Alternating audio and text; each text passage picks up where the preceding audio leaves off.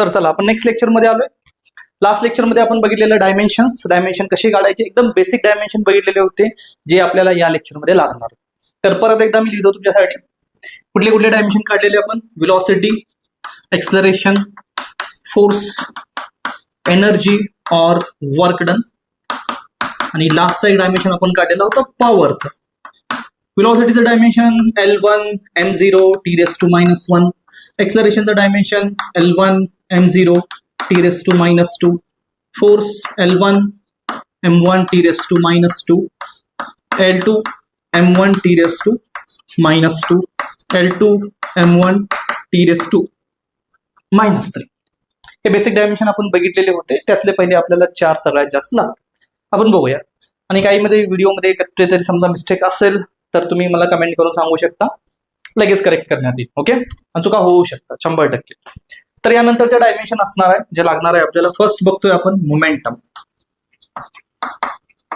Momentum आपण define करतो मास into velocity. आता इथं मी सगळ्या क्वांटिटी डिफाइन करत बसणार नाही डिटेलमध्ये काय, फक्त मी त्याचे फॉर्म्युले लिहितो.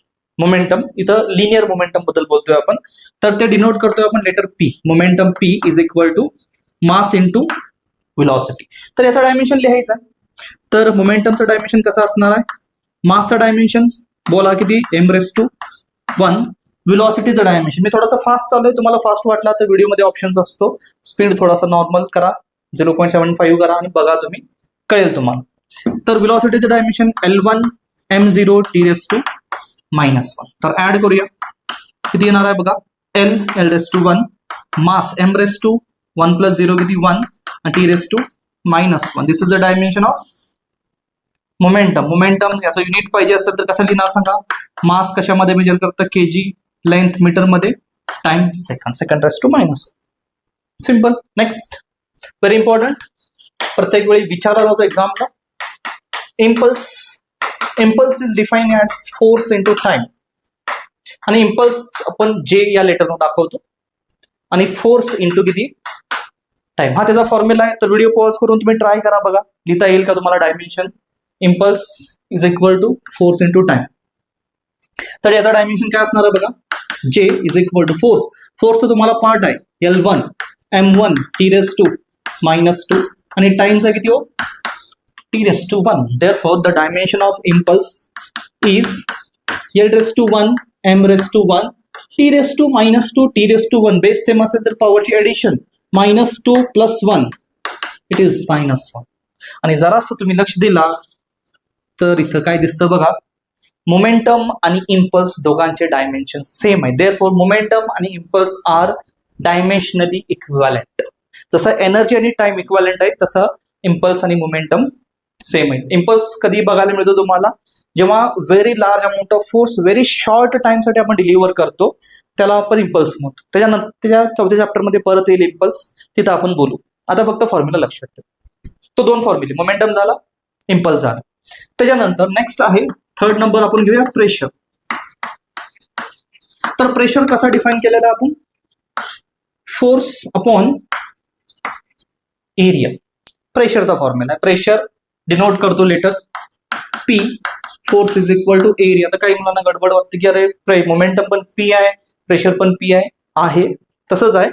आता आपण लक्षात ठेवायला लागणार आहे तुम्हाला कसं की कुठल्या कंटेस्टमध्ये प्रॉब्लेम चालू आहे त्यानुसार तुम्ही युनिट लक्षात ठेवणार. प्रेशरसाठी पी आहे, मोमेंटमसाठी पण पी आहे. समजा दोन्ही एकाच क्वेश्चनमध्ये आलेत तर थोडंफार तुम्ही युनिट चेंज करता, कारण 12वीला येतात भरपूर कन्फ्युजन होणार आहे. पहिल्या चॅप्टरमध्ये आपण के म्हणणार, पहिल्या चॅप्टरमध्ये तो रेडियस ऑफ गायरेशन असणार आहे. अजून तुम्ही इलेक्ट्रिसिटीमध्ये केला बल्क कॉन्स्टंट म्हणतं, तुम्ही इलेक्ट्रोस्टॅटिक मध्ये आला तर केला तुम्ही डायलेक्ट्रिक कॉन्स्टंट म्हणता. प्रत्येक चॅप्टरमध्ये नाव बदलतं. ऑसिलेशन मध्ये गेला तर तुम्ही केला फोर्स कॉन्स्टंट म्हणता, आणि जर 3rd चॅप्टरमध्ये आला केटीजी मध्ये केला तुम्ही बोल्ट्झमन कॉन्स्टंट म्हणता. म्हणजे चॅप्टर बदलेल, कंटेक्स्ट बदलेल, तसा तुम्हाला ते लक्षात ठेवायला पाहिजे आपण काय म्हणलेलं होतं. आता इथं पीज म्हणतो प्रेशरला पण आपण. तर pressure P is defined as force upon area. तर फोर्सचं डायमेन्शन लिहा. मी पाठ आहे असं म्हणतोय पण मला वाटतं पाठ केला असाल तुम्ही. तर बघा, तर फोर्स L⁻1 m⁻1 t⁻⁻2 आणि खाली एरिया बोललेला होता. फर्स्ट लेक्चरला सांगितलं एरिया काय असतो? L². व्हॉल्यूम काय असतो? L³. तर एरियाचं डायमेन्शन आहे L². तर बघा momentum P is equal to L जर वर गेला तर एल रेस टू किती -2. एल ला जर मी वर पाठवलं आणि राहिला काय हो L raise to 1 M raise to 1 T raise to -2. Solve करा. Pressure P is equal to base same असेल तर पॉवरची addition -2 + 1 -1 M raise to 1 T raise to -2. This is the dimension of pressure. मग याचं युनिट लिहायचं. Unit लिहा. चला simple आहे. युनिट काय मास केजी मध्ये, लेंथ मीटर मध्ये, मीटरची पॉवर काय -1 आणि टाइमचं काय second raise to -2. KG per metre per second square आपण असं वाचतो किंवा सिंपल याचं नाव आहे पास्कल. पास्कल सायंटिस्टचं नाव आपण त्याला दिलेलं आहे पास्कल. पास्कल फक्त लिहिला तरी तुम्हाला मार्क दिलं जाईल. ओके. मोमेंटम झाला, इम्पल्स झाला, प्रेशर झाला, त्याच्यानंतर असणार आहे डेन्सिटी. आता मी इथं जे डायमेन्शन घेतोय ना जे फक्त तुम्हाला 11वीच्या बुकमध्ये लागणारे तितकेच घेतोय. तसे 100 डायमेन्शन करू शकता तुम्ही तयार, पण तेवढे नाहीत. आपल्याला लागणार 10-12 सफिशियंट आहेत. तर डेन्सिटीचा फॉर्म्युला सगळ्यांना माहित असेल, मास upon volume. Density is defined as the mass upon volume. तर डेन्सिटी डिनोट करतो लेटर रो. हा जो मराठी 9 सारखा दिसतो याला आपण म्हणतो रो. ग्रीक लेटर आहे त्याला असं वाचतो आपण रो. ओके. आणि rho is defined as mass upon volume. Therefore density is defined as मासचं dimension M raise to 1 and volume बोलला एरिया असेल तर L² आणि व्हॉल्यूम असेल तर L³. Okay. Therefore dimension L वर गेला तर L रेस टू किती होणार -3. M ची पॉवर किती आहे 1 आणि T नाही आहे म्हणून T ची पॉवर किती 0. बरोबर आहे का बघा. मग याचं युनिट लिहायचं तुम्हाला. याचं युनिट आहे मास मेजर करतो आपण केजी मध्ये आणि लेंथ मेजर करतो मीटर. म्हणजे केजी पर मीटर क्यूब मध्ये आपण काय सांगतो डेन्सिटी सांगतो माहित असेल तर. आता जर तुम्ही जर बघितला अर्थवरचा सगळ्यात डेन्सेस्ट मटेरियल कुठला असेल तर कुठला आहे मर्क्युरी. जे तुम्ही थर्मामीटर बघितला असाल त्याच्या एकदम शेवटी जो असतो लिक्विड मध्ये असतो लिक्विड फॉर्म मध्ये it is a mercury. It is the densest material on the earth. त्याची डेन्सिटी सगळ्यात जास्त आहे आणि मर्क्युरीची डेन्सिटी किती आहे 13,600 kg पर मीटर क्यूब. थोडासा तुम्हाला जर अंदाज लावायचा असेल तर डेन्सिटी किती आहे तर 1 मीटर क्यूबचा एक बॉक्स घ्या. 1 मीटर क्यूबचा म्हणतो इतका 1 मीटर होईल काहीतरी तसा एक बॉक्स घ्या. त्यात जर तुम्ही मर्क्युरी फिल केला तर त्याचं वेट होईल 13,600. 13.5 टन इतका छोटासा 1 मीटरचा क्यूब 13.5 टनचा होऊ शकतो. आणि अर्थवरचा सगळ्यात डेन्स मटेरियल आहे मर्क्युरी. लक्षात ठेवा माहित असावं तुम्हाला. आलं लक्षात. डेन्सिटी झाला. त्याच्यानंतर एक आहे 5th number velocity gradient. Velocity gradient. Velocity gradient त्याला आपण कसा डिफाइन केला व्हेलॉसिटी डिवायडेड बाय डिस्टन्स. हा जो शब्द आहे ग्रेडियंट तिथं वापरला जातो जेव्हा डिवाइडला काय असेल distance. Anything divided by distance is gradient.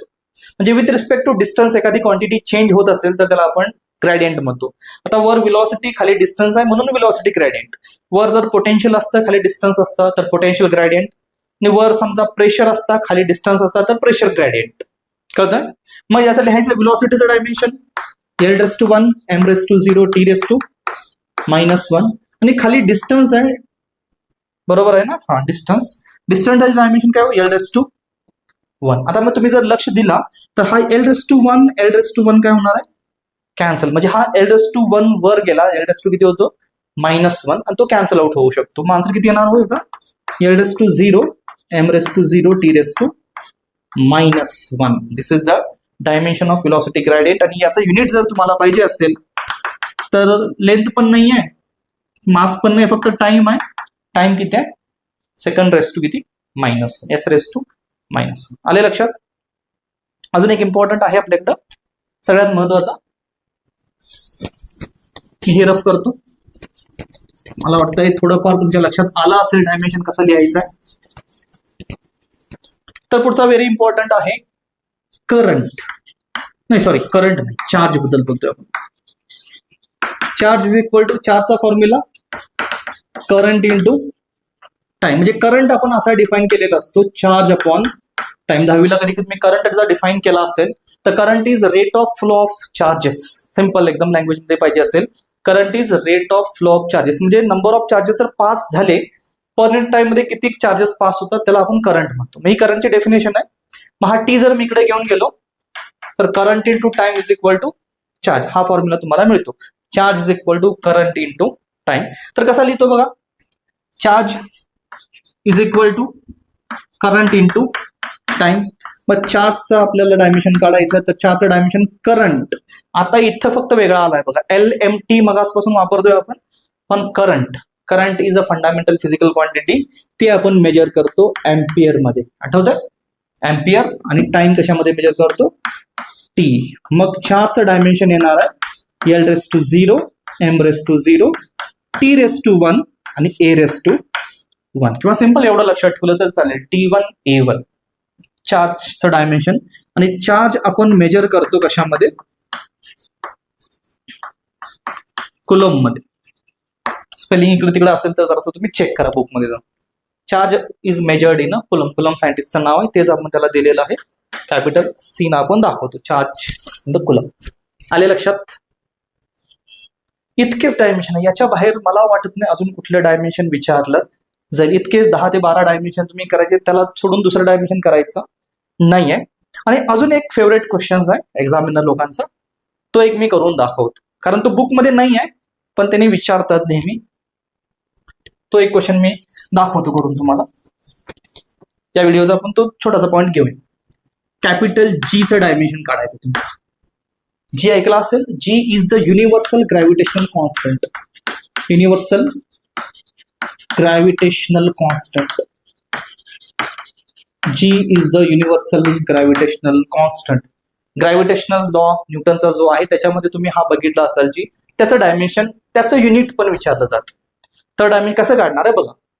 मग ज्याचं युनिट विचारलंय तो जर कॉन्स्टंट आपल्याला पाहिजे असेल तर असा फॉर्म्युला शोधा ज्याच्यामध्ये तो आहे.